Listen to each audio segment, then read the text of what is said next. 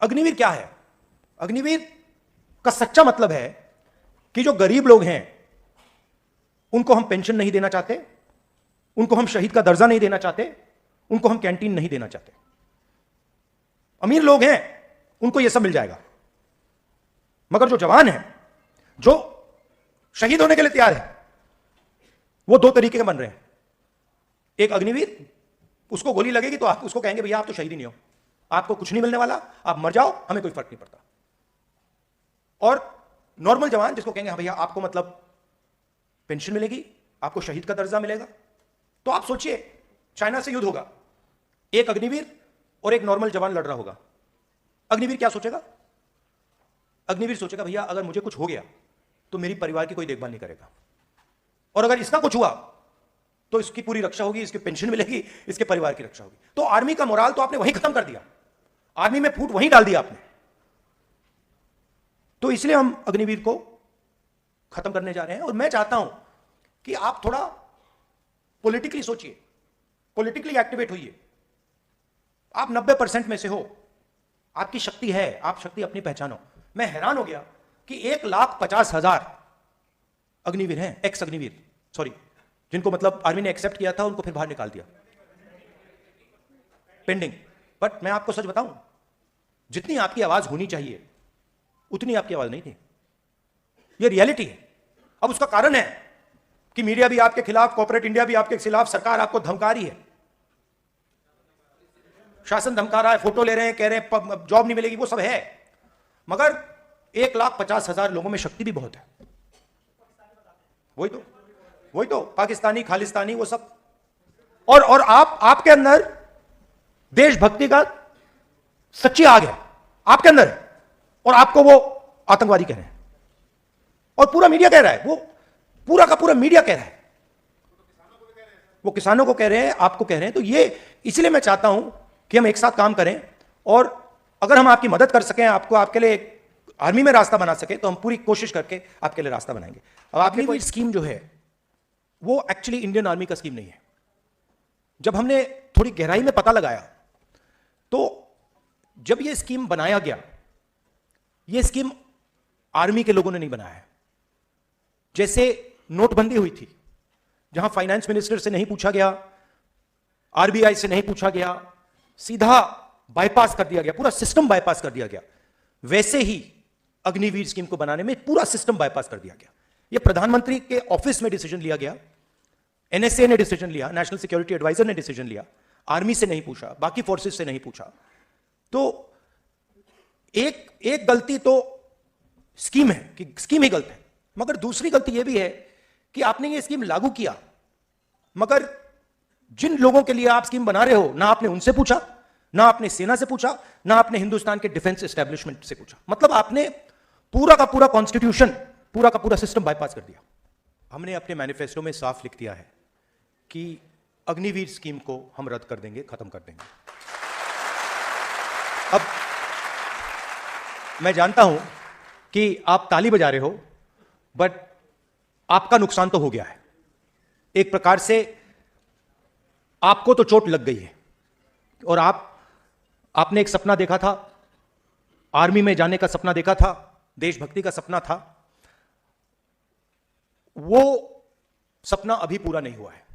तो मेरी सोच है, जो 1,50,000 हमारे युवा हैं जिन्होंने आर्मी की पूरी प्रोसेस कंप्लीट की थी, अपनी जिंदगी के साल दिए, रनिंग की, वेट ट्रेनिंग की, अपनी स्ट्रेंथ बढ़ाई, उनको कोई ना कोई कॉम्पनसेशन तो मिलना ही चाहिए, कोई ना कोई रास्ता उनके लिए निकलना चाहिए। तो ये अब वो क्या रास्ता होगा, वो सरकार में आने के बाद हम उसको थोड़ा एनालाइज करेंगे। मगर मेरी सोच है कि ये जो 1,50,000 युवा हैं जिनको आर्मी ने एक्सेप्ट किया था, इनको कोई ना कोई कॉम्पनसेशन तो मिलनी ही पड़ेगी। आपका कभी कर्जा माफ हुआ है? कभी नहीं। आपके पिता का कर्जा माफ हुआ है? आपके किसी रिश्तेदार का कर्जा माफ हुआ है? नहीं। अदानी जी का 22 अरबपतियों का 16 लाख करोड़ रुपया माफ हुआ है। 16 लाख मतलब बात समझो, 24 साल का मनरेगा का पैसा उनका माफ हुआ है। अब मैं ये सवाल पूछ रहा हूं कि अगर उनका हो सकता है तो ये जो युवा हैं जो अग्निवीर के लिए मतलब लाइन लगा रहे हैं, सेना में जाने के लिए लाइन लगा रहे हैं, या शिक्षा में कॉलेज यूनिवर्सिटी में पढ़ रहे हैं, उनका क्यों नहीं हो रहा? मतलब आपकी क्या गलती है? आपने क्या किया?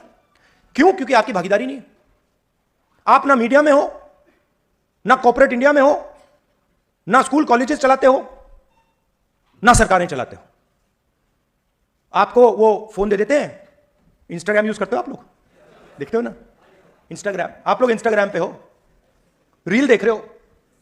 रील देखने से पैसा तो नहीं बन रहा ना, खर्च हो रहा है ना। तो ये मेन मुद्दा है हिंदुस्तान में कि ये जो 90% लोग हैं, इनकी भागीदारी कितनी है? अगर कर्जा माफ हो रहा है तो 90% का कितना हो रहा है? सरकार को 90 अफसर चलाते हैं, हिंदुस्तान की सरकार को नरेंद्र मोदी जी साइन करते हैं। 90 आईएएस अफसर हिंदुस्तान की सरकार को चलाते हैं। फाइनेंस मिनिस्ट्री में है, डिफेंस मिनिस्ट्री में है। अग्निवीर का निर्णय उन्होंने लिया है। नरेंद्र मोदी जी ने अग्निवीर का डिसीजन सोचा और उन्होंने एक्शन किया। पूरा स्ट्रक्चर उन्होंने बनाया, कितने पैसे मिलेंगे, कितने सालों के लिए होगा, ये पूरा उन्होंने बनाया। 90 हैं। 90 में से 3 पिछड़े वर्ग के हैं और उनको पीछे किसी छोटे से डिपार्टमेंट में बैठा रखा है। फाइनेंस मिनिस्ट्री में कोई नहीं है, डिफेंस मिनिस्ट्री में कोई नहीं है, बड़ी बड़े मंत्रालयों में कोई नहीं है। 3 दलित, 3 ओबीसी, 1 आदिवासी।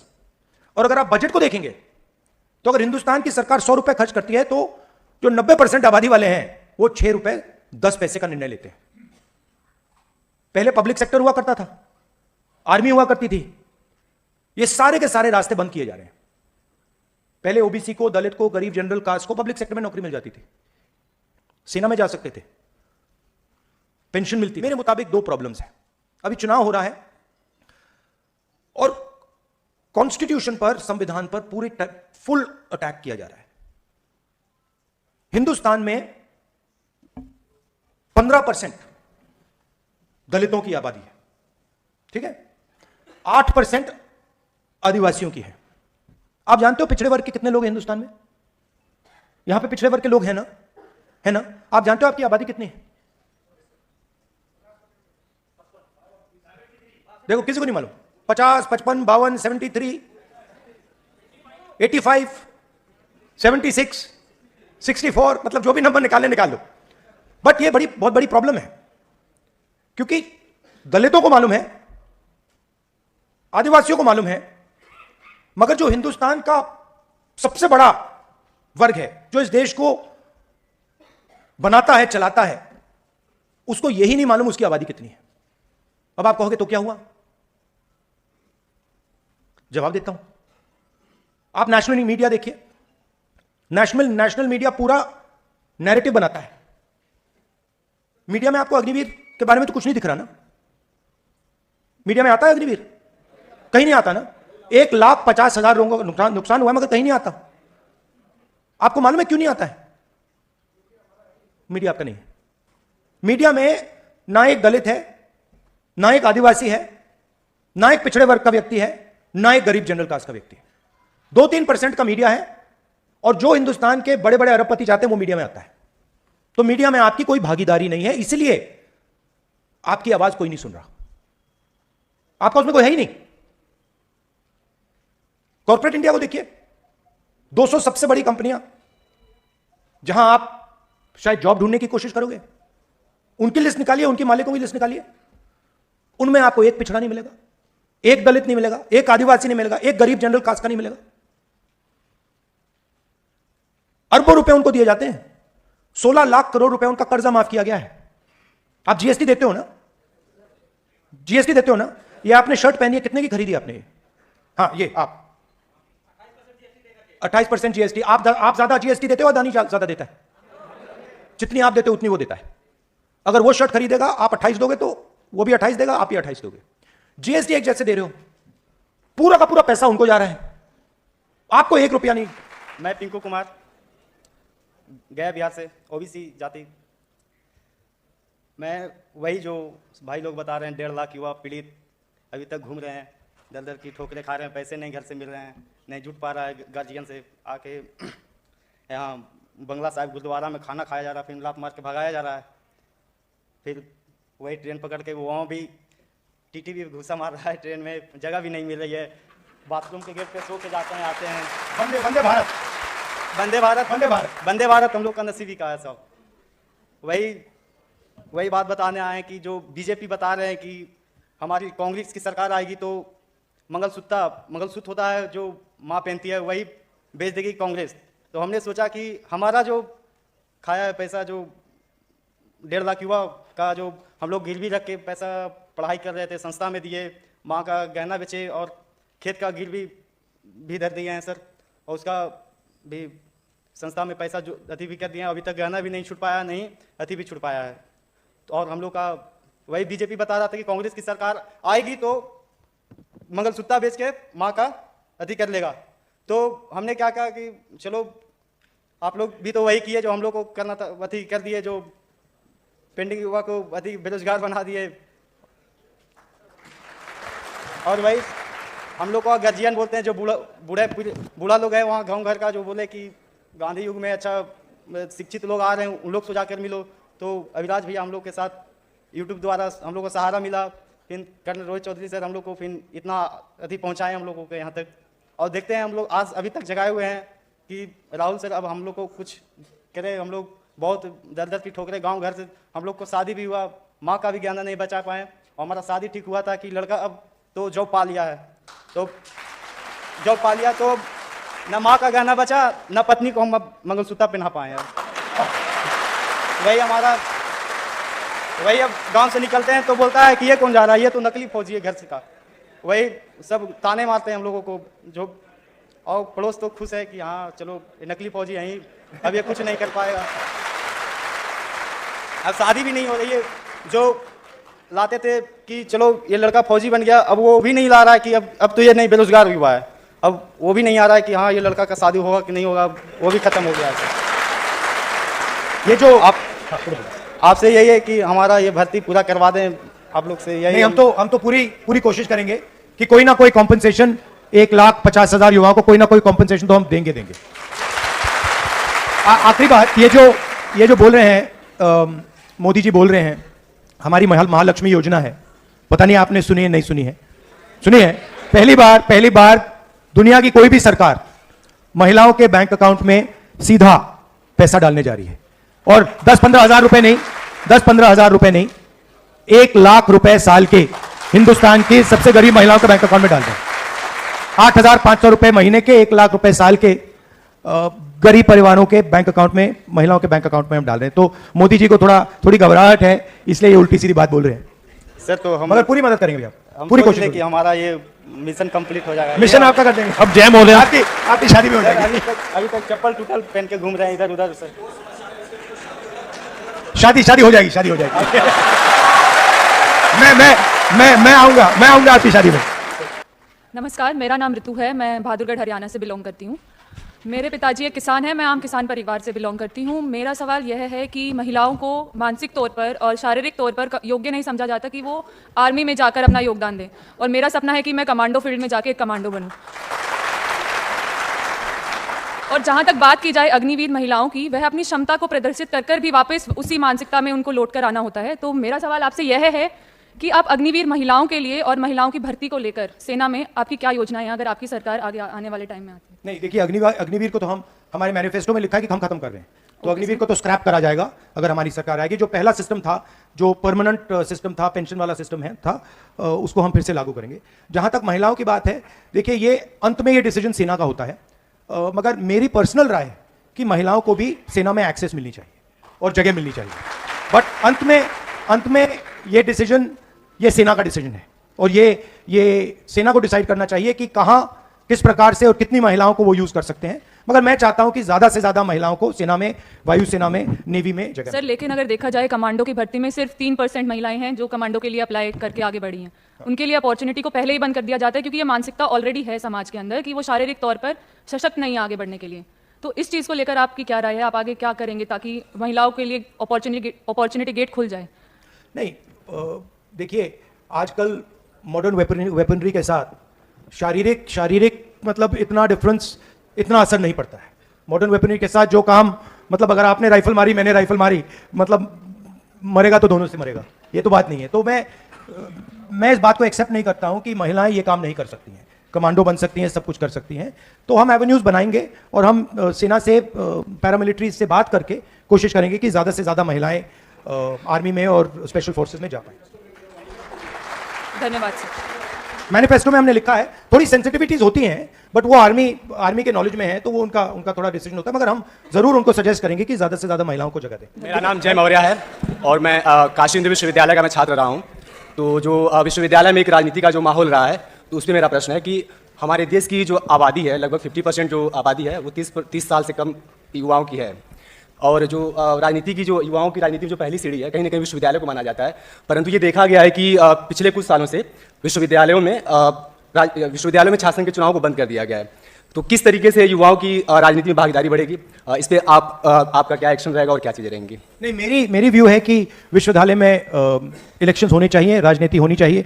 और मेरी थिंकिंग है कि ये जो विश्वविद्यालय में इन्होंने राजनीति बंद की है, ये इसीलिए की है कि 90% जो हमारे पिछड़े वर्ग के लोग हैं, दलित हैं, आदिवासी हैं, गरीब जनरल कास्ट के लोग हैं, ये राजनीति में मतलब एग्रेसिवली ना आ पाए। तो ये तो हम इसको खत्म कर देंगे। और एक दूसरा क्वेश्चन था कि जो सक्रिय राजनीति है उसमें जो जातिगत आधार माना जाता है कि जिसकी जितनी हिस्सेदारी उसको उतनी भागीदारी, तो राजनीति में इसको कैसे शुरू किया जाएगा कि जिसकी जितनी हिस्सेदारी उसको राजनीति में उतनी जगह दी जाए? इसमें देखिए, एंड में क्या होता है, एंड में जो जिसकी पकड़ होती है, अब अगर वो ओबीसी है, उसकी पकड़ नहीं है तो उसका कोई मतलब नहीं है।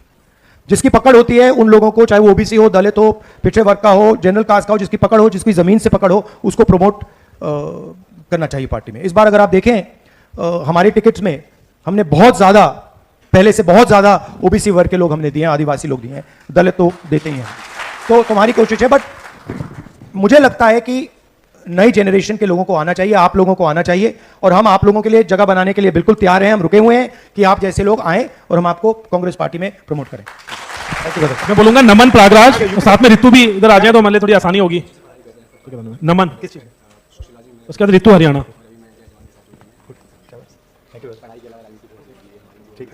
बिल्कुल।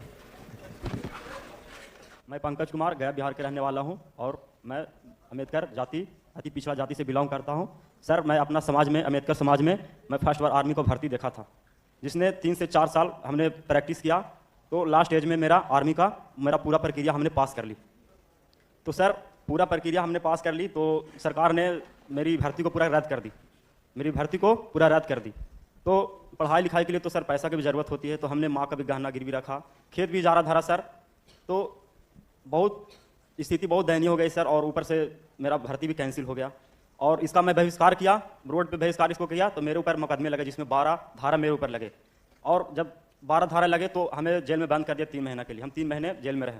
उसके बाद सर बाहर आए तो अब कुछ ओवर एज भी हो गया, अब कुछ करने लायक भी नहीं। और सरकार ने तो बोल दी भी है कि जिसको ऊपर अग्निवीर के मुकदमे होंगे वो जॉब में नहीं जा सकते। तो सर मैं जाऊँ कहाँ, मैं क्या करूँ?